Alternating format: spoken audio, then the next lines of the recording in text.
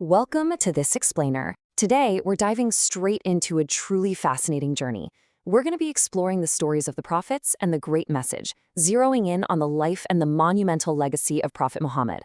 Drawing directly from our curated sources, we're going to unpack the historical context, the core teachings, and the enduring global impact of this figure, strictly through the lens of the source material. So, let's get into it. To kick things off, our sources present us with a pretty profound historical question. How exactly did an ordinary, humble merchant from 7th century Arabia become, arguably, the most influential single figure in all of human history? I mean, the contrast between his deeply modest origins and his staggering global impact is just one of the most compelling narratives out there. To really understand this, we need to break down his life, his environment, and his teachings. Here's our roadmap for today. We're going to cover 1. The lineage of prophets and the Great Message. 2. Muhammad, the truthful and trustworthy. 3. Justice and human rights. 4. Addressing misconceptions. 5. Testimonials from global thinkers. And finally, 6. The legacy of the message of peace. All right, Section 1, the lineage of prophets and the Great Message. To really grasp this narrative, we have to zoom way out. Our sources detail this incredible shared heritage of monotheism, essentially a massive historical continuum. The texts acknowledge a long line of messengers sent to guide humanity, starting millennia ago with Noah, then moving through Abraham, Moses in antiquity, Jesus in the 1st century, and finally arriving at Muhammad in the 7th century. The central idea here is that all these figures carry the exact same core message: monotheism and moral guidance. Muhammad is situated within this timeline as the figure chosen to convey the final iteration of this divine message. Now, according to the text we're analyzing, this final message is preserved in the Qur'an. The sources emphasize that this book was designed not just as a spiritual guide, but as a highly practical framework meant to bring benevolence, well-being, and peace to all of humanity. It literally set the moral basis for a civilization that would mark a major turning point in human development. Moving right along, Section 2, Muhammad, the truthful and trustworthy. Let's take a closer look at the man himself before his prophethood. Our sources describe him as an Arab of noble lineage who lived a highly ethical yet totally ordinary life as a merchant. Because of his profound integrity, his fidelity, and just plain honesty in business, his community gave him the title as Sadiq al-Amin, which translates to the truthful and the trustworthy. That establishes undeniable credibility among his peers, right? He was a man of absolute integrity in a polytheistic society where he actually notably refused to worship idols himself. So the really crucial point here is that this ordinary, honest life completely shifted at the age of 40. The texts note that in the year 610 CE, while retreating to a cave to reflect and worship, Muhammad received the divine revelation. From that exact moment on, his life's purpose shifted entirely. He became dedicated to teaching the oneness of God, advocating for social justice, and promoting harmony in a society that was deeply, deeply fractured by tribalism and oppression. Which brings us to Section 3. Justice and human rights. You know, it's one thing to preach about social justice, it's a whole other thing to actually enact it into binding law. Between 623 and 624 CE, Muhammad established the Constitution of Medina.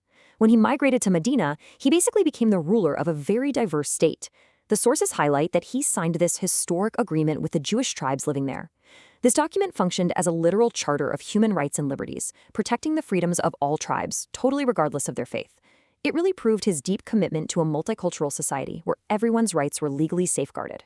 To understand how these laws were actually applied on the ground, the sources provide a really fascinating historical anecdotes. So, an Arab Muslim man named Toma stole a metal shield. To avoid getting caught, he hid the stolen armor in the house of a Jewish friend and then actually framed him for the theft. The Jewish man vehemently denied the charge, of course, and pointed the finger right back at Toma. Now, as you can imagine, this creates massive societal tension. So what happens? Who did the prophet side with when his own follower, someone from his own religious group, committed a crime against a member of a religious minority? You can just imagine the intense political pressure on a leader in this situation to protect their own ranks. But the text tells us the prophet ruled firmly in favor of the Jewish man and against his own follower. He was guided by a specific verse from the Qur'an, which commands that trusts be delivered to their rightful owners and that judgment between people must be made with absolute justice. The sources use this specific story to demonstrate that under his leadership, absolutely no one was above the law, and justice was applied blindly, completely regardless of race or social class. All right, let's shift gears to section 4, addressing misconceptions. Our source material takes time to critically address some modern misconceptions surrounding Islam, particularly those related to violence. The texts explain that early Muslims faced extreme persecution. But get this, they were initially commanded to absolutely refrain from violence. When they were eventually permitted to defend themselves, Muhammad established incredibly strict rules of engagement. He emphasized justice, the sparing of civilians, and the protection of property. The sources point out that his eventual conquest of Mecca was remarkably peaceful, noting that he never used violence as a tool to impose religion. It was only permitted as a means of necessary self-defense. And this actually builds perfectly into the literal linguistic roots of the religion itself. The word Islam derives from the Arabic root salama, which literally translates to free of harm. And it's directly related to the word salam, which means peace. The Prophet defined a Muslim as someone from whose tongue and hands other people are safe. So at its very core, its linguistic and theological foundation, the faith is entirely built upon peace and the avoidance of harm to others. To drive this home even further, the sources highlight an incredibly powerful verse from the Quran, chapter 5, verse 32.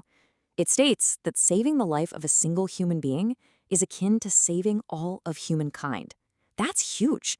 It brilliantly illustrates the immense reverence the religion places on the sanctity of human life, firmly contradicting any narratives that try to associate the faith with indiscriminate harm. Moving on to section 5, testimonials from global thinkers. Looking outside the Islamic texts themselves, it's worth asking, how do non-Muslim global thinkers view Muhammad's impact? Well, our sources dedicate a significant portion to objective, third-party validations of his character and leadership.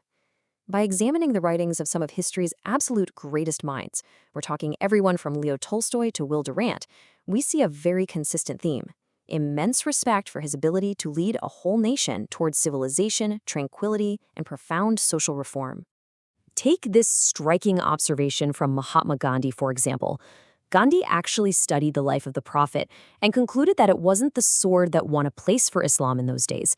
Instead, Gandhi attributed it to Muhammad's rigid simplicity, the utter self-effacement, his fearlessness, and his absolute trust in his mission. It was his humility and his character that won hearts, not violence. And then we have Michael Hart, who famously authored a book ranking the 100 most influential persons in history. Hart placed Muhammad at the very top of that list. Number 1. Why? Well, he points to the unparalleled combination of secular and religious influence. Muhammad wasn't just a spiritual guide. He was a highly effective political leader who, starting from those humble origins, built a framework that remains powerfully pervasive well over a millennium later. And that brings us to our final part, section 6, the legacy of the message of peace. 13 centuries after his passing, the footprint of this humble merchant is just profound. Consider Al-Masjid al-Nabawi, the Prophet's mosque in Medina. It's this stunning visual representation of a legacy that spans over 1,300 years. The sources note that today, people from every conceivable race and nation gather at the spiritual epicenters of the Islamic world. His teachings of harmony, justice, and monotheism continue to unite a massively diverse global population, affirming a shared human ancestry and a common spiritual heritage. We're going to wrap up this explainer with a truly thought-provoking quote from the 19th century French writer and politician Alphonse de Lamartine. After reviewing his life as a philosopher, orator, apostle, legislator, and restorer of rational dogmas, Lamartine asked, "As regards all standards by which human greatness may be measured, we may well ask, is there any man greater than him?" It's a powerful question, isn't it? It perfectly summarizes the sheer magnitude of his historical footprint, and it leaves us all with a fantastic starting point to continue our own learning and research. Thank you so much for joining me for this explainer today. Keep questioning, keep learning, and I'll see you in the next one.